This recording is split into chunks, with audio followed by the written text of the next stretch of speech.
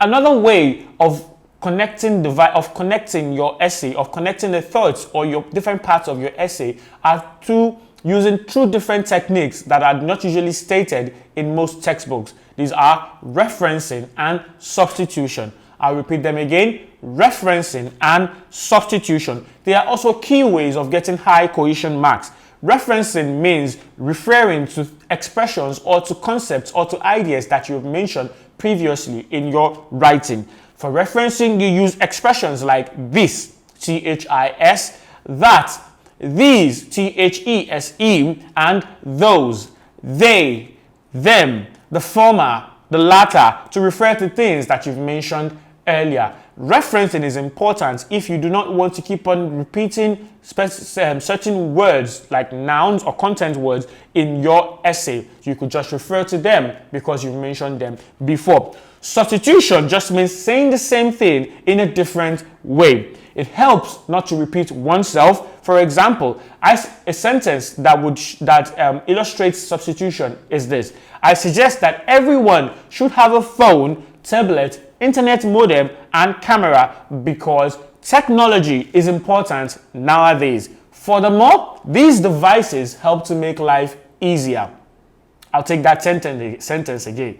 I suggest that everyone should have a phone, a tablet, internet modem, and a camera because technology is important nowadays. Furthermore, these devices make life much easier. The word devices there substitutes internet modem, phone, camera, tablet.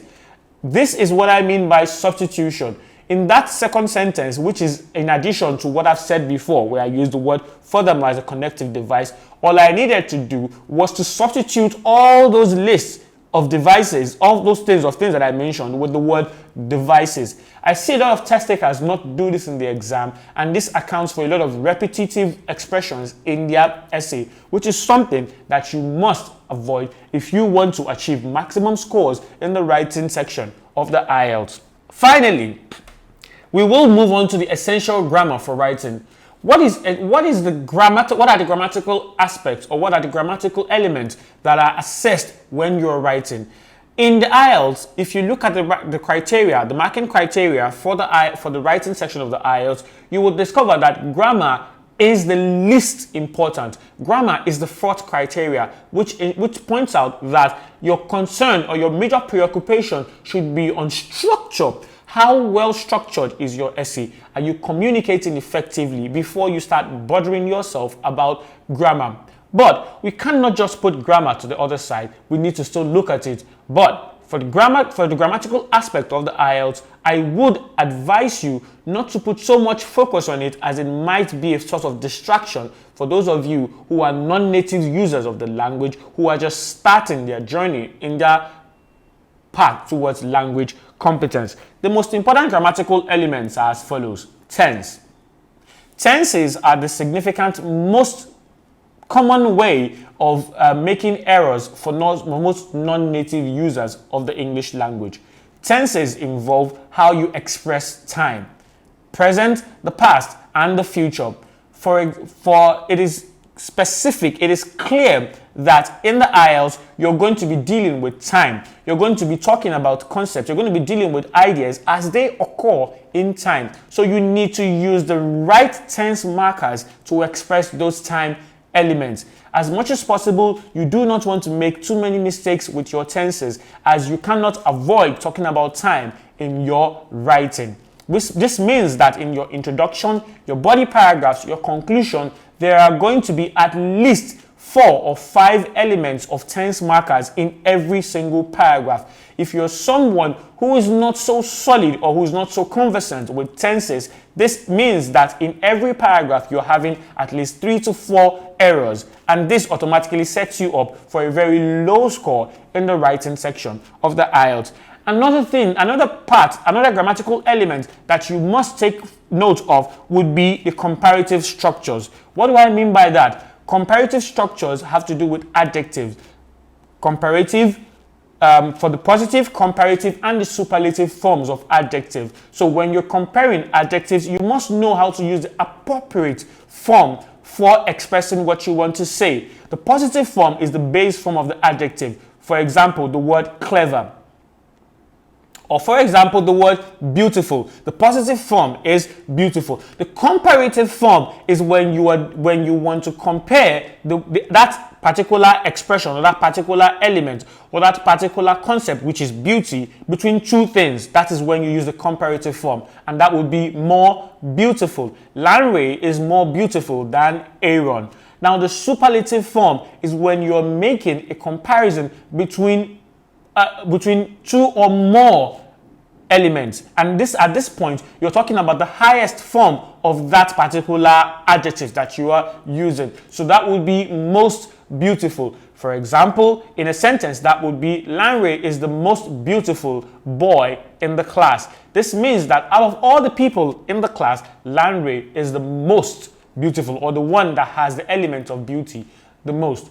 Using the correct comparative forms for adjective is another area where a lot of non-native test takers have significant challenges in, and it is something that you would do well to take a step back, review, and try as much as possible to brush yourself up before you write the IELTS test. Another grammatical element that a lot of test takers make mistakes in, or that serves as one of the most significant areas of failure, is the use of conditionals.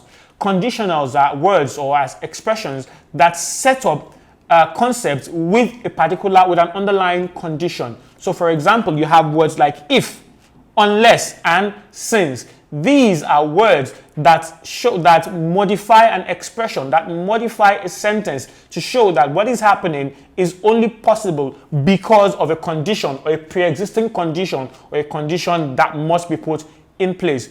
Using conditionals effectively will boost your scores in the IELTS, but using them the wrong way might serve as a very, very easy way of failure in the IELTS. Another grammatical element that you need to be very careful about using will be the modal verbs. Modal verbs, or auxiliary verbs, are verbs that assist main verbs in expressing varying degrees of a particular action. Modal verbs include may, might, could, can, should, would, will.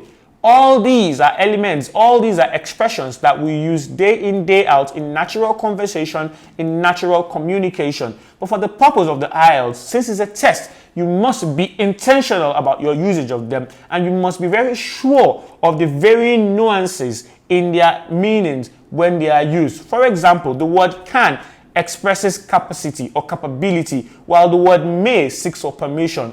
It would be wrong to use the word may for capacity or capability while using the word can for permission. Know the differences, use them well, and you will definitely achieve that desired success in the IELTS. Another grammatical element that you must take note of for the IELTS is the passive voice versus active voice debacle. Now, the active voice and passive voice are grammatical elements that are most significant for test takers who are taking the academic module, especially in the writing task 1 for the academic module. Most times when you're describing visual data or you're talking about static or dynamic data, you will be using the passive voice to express yourself. So if you're taking the academic module, you might want to look up some things about the passive voice, as this is something that will be very relevant for your success in the IELTS. So what are the things that you must do for your writing task in the IELTS? I will get to this right after we finish the writing task 1 for the general training module. The general training module has the writing task 1 being a letter. It is one of the easiest tasks that you will encounter in the IELTS, and I always advise test takers to put as much effort into achieving maximum scores in this part, because it is easy to write a letter. It is easy to deal with the elements or with the concepts or with the ideas that are asked in the questions, because for the general training writing task 1, most of the questions are going to be drawn from contexts that are applicable to all and sundry. You're not going to be given things that will be so esoteric or be so strange that you might not be able to come up with ideas for.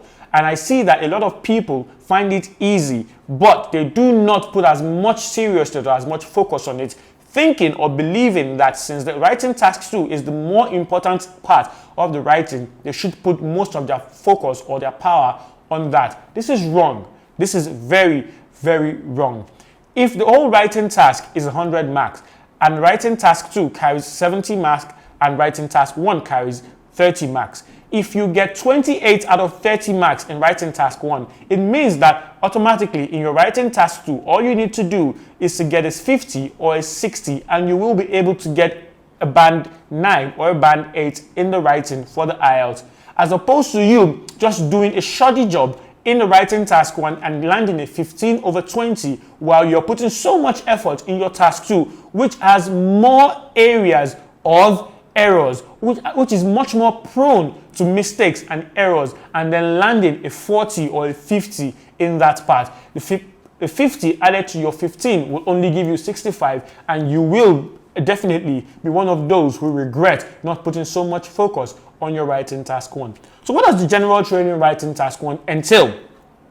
You are writing a letter that could be either formal, informal, or semi-formal. You will be asked to do any of the following things. You will be asked to either request for information, give personal or factual information, explain a problem or situation, or explain wants and needs, or you also will be tasked to respond to a request for information. Any of these things are the things that you might be tasked to do when you are attempting the writing task 1 in the general training module. All of these are easy things. And for the writing task 1 general training module, the most important thing that you must focus on are the bullet prompts or the outline prompts that follow the question. I mentioned earlier at the beginning of this video that in your writing task 1 for the general training module, you will have a sentence setting up the context for the question, and then you will have 3 to 4 prompts that are outlined with bullets, and you must use those prompts to structure your letter, as everything that you will put in your letter is dependent on the answers that you give to those prompts. This is the genesis and the revelation for the general training writing task 1. It is very, very easy. So what are the significant things that you must do? The first thing that you must do for the general training writing task 1 is to interpret the question. Just like we said for the academic writing task 1. Interpreting the question adequately or correctly is your first step towards the journey in success. The next thing that you will do will be to state the purpose why you're writing the letter. Your introduction must include the purpose of your writing the letter. For a lot of test takers, they usually prefer to introduce themselves, which is not a bad thing, but this is not compulsory, as the purpose is more compulsory. So if I start a letter by saying that, hello, my name is, dear sir, my name is Landray, a student in your school, and I am writing this letter to complain about the defaulting air conditioner in my room. Simple. That is my introduction. I have introduced myself and I have stated the purpose of my letter. Please, as much as possible, do not ignore this, as this is an essential or compulsory element of your letter. You must clearly state the purpose why you're writing the letter, and you should also introduce yourself. Your second paragraph will now be a direct response to any of the prompts that has been given in the question. Ideally, you usually have 3 prompts. Now, each of those prompts can either take an individual paragraph, or you could merge 2 of them into one paragraph and have one as a standalone paragraph. Whichever way you intend to do it, that is your choice. But it is something that you should start now by taking out a question paper or by Googling a sample question for the general training writing task 1 and trying out your hands on the structure that I have just mentioned for you. In the question, you will be given specific instructions that you do not need to write addresses. You do not even need to address the person that you're writing it to by name, as you will be given a suggestion to write either dear sir or dear madam.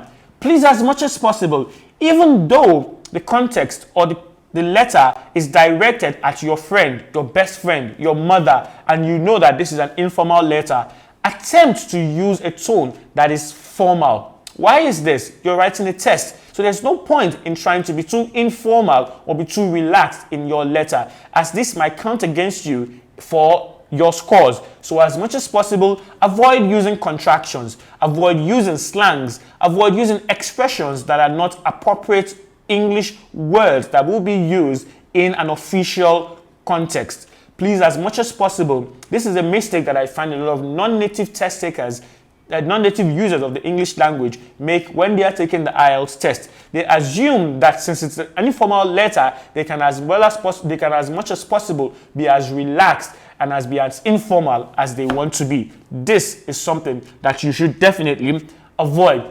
For concluding your letter, you do not need to write any long paragraph. Usually, one line or one sentence is usually enough to conclude your letter in the general training module. Thank you for receiving my letter, and I look forward to your response. Best regards, kind regards, thanks. Easy as ABC. The debate between either writing yours faithfully or yours sincerely is one that I would advise you to avoid.